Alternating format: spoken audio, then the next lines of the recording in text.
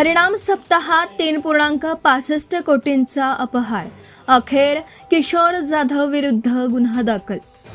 खंडापूर येथे झालेल्या अखंड हरिनाम सप्ताहात भाविकांकडून कोट्यावधींच्या देणग्या गोळा करून त्यांचा हिशोब न देता अपहार केल्याप्रकरणी मुख्य आयोजक किशोर धोंडीराम जाधव शिवणीकर आणि त्यांचा सहकारी सोनवणे राहणार अहिल्यानगर यांच्यासह इतरांवर लातूर ग्रामीण पोलीस ठाण्यात फसवणुकीचा गुन्हा दाखल केला आहे. पोलिसांनी सांगितलं, भ्रष्टाचार विरोधी वारकरी संप्रदाय कृती समितीच्या वतीने या प्रकरणी पाठपुरावा केला होता. 28 आणि 29 मे 2026 रोजी महात्मा गांधी चौकात कृती समितीचे निमंत्रक श्याम बरुरे, हरिभक्त पारायण रामकृष्ण शिंदे महाराज, चंद्रकांत आर्डले, महेश चामे, संदीपान बडगिरे, डॉक्टर गणेश गोमारे, सुनील कावळे, तुषार रेड्डी यांनी उपोषण केलं होतं. दरम्यान तक्रारदाराने पुराव्यासाठी 29 मूळ पावत्या 6,43,954 आणि स्वतःच्या 11,000ची पावती पोलिसांकडे सोपवली.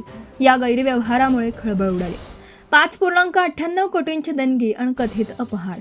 श्याम भारत बरुरे राहणार हरगुळ बुद्रुक यांनी पोलिसात दिलेल्या तक्रारीनुसार 22 फेब्रुवारी ते 2 मार्च 2026 दरम्यान खंडापूर येथे अखंड हरिनाम सप्ताह व संगीत गाथा पारायणोत्सव झाला. देहू येथे संत तुकाराम महाराजांचं मंदिर उभारण्याचं आश्वासन देत 3,500 अनधिकृत पावती पुस्तकांद्वारे भाविकांकडून 5,98,95,242 जमा केले. त्यापैकी 2,33,08,166 खर्चाचा अंदाज आहे. उर्वरित 3,65,87,076 रुपयांचा हिशोब न देता अपहार करण्यात आला. अपहार प्रकरणी पोलिसांकडून गुन्हा. या प्रकरणी 6 जून रोजी लातूर ग्रामीण पोलीस ठाण्यात BNS 2023 मधील कलम 3.5, 316(2), 318(4), 351(4) गुन्हा दाखल केला. हिशोब मागितल्यावर सोशल मीडियावर बंदुकीचं चित्र ठेवून धमकी दिल्याचा आरोप तक्रारदाराने केला. अधिकृत ट्रस्ट नसताना पावत्या.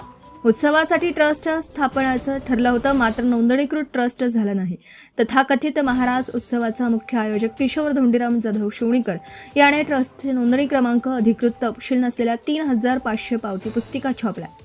याच्या आधारे तालुका प्रतिनिधी, सेवेकरी, गावकरी भाविकांकडून मोठी देणगी गोळा केली. ती आयोजकांकडे जमा केली जात होती. याबाबत स्वतंत्र लेखाजोखा उपलब्ध करून दिला नाही. Subscribe now and press the bell icon. Never miss an update.